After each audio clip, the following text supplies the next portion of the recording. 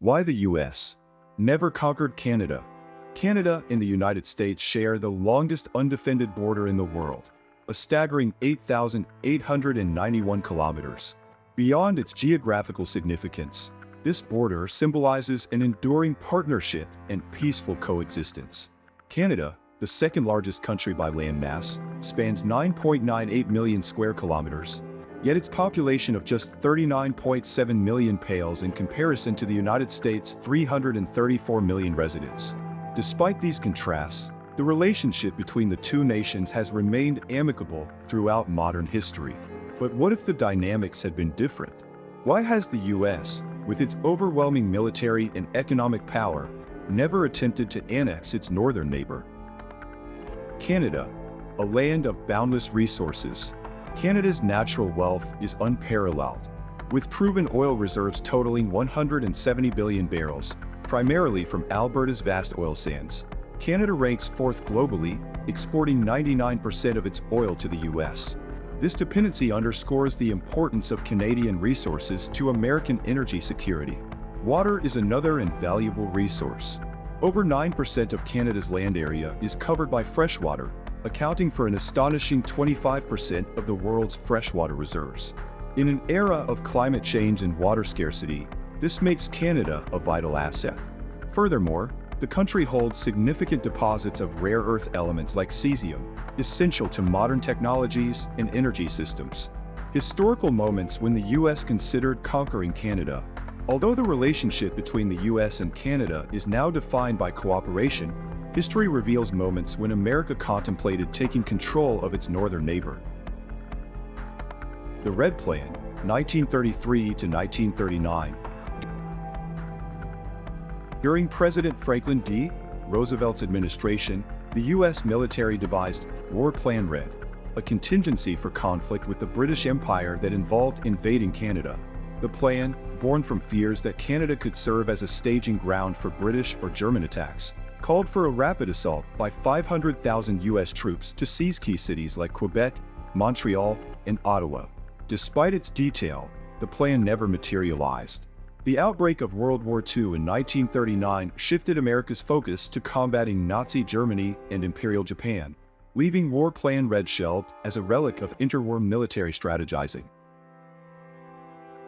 The Water Wars Plan, 2002 to 2003. Fast forward to the early 2000s, and Canada's abundant freshwater emerged as a strategic target. Under President George W. Bush, there were discussions, though never formalized, about using force to secure access to Canadian water supplies amidst rising shortages in the American West.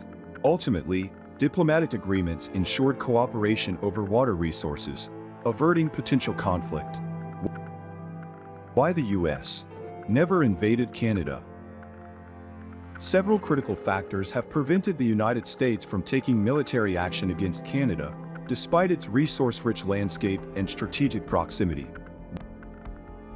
Global reputation and diplomatic fallout. An invasion of Canada would unleash a wave of international condemnation. As a founding NATO member with deep ties to Europe, Canada's sovereignty is sacrosanct in the eyes of its allies. Any aggressive move by the US would not only erode its global standing but also trigger economic and political isolation, as international organizations like the United Nations would likely intervene. Economic costs and domestic debt. Waging war and maintaining control over a country as vast as Canada would be a financial nightmare. With the US national debt already exceeding $33 trillion as of 2023, the economic burden of such a campaign is unthinkable.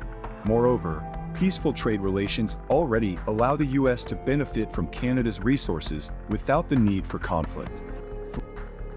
Canada's defensive capabilities. While Canada's military is modest compared to the US, it is bolstered by NATO's Collective Defense Agreement. Under Article 5 of the NATO Treaty, any attack on Canada would prompt a coordinated response from its allies, making an invasion an untenable risk for Washington. Shared values and cooperation. Over the decades, the US and Canada have forged a close partnership built on shared democratic values, mutual respect, and economic interdependence.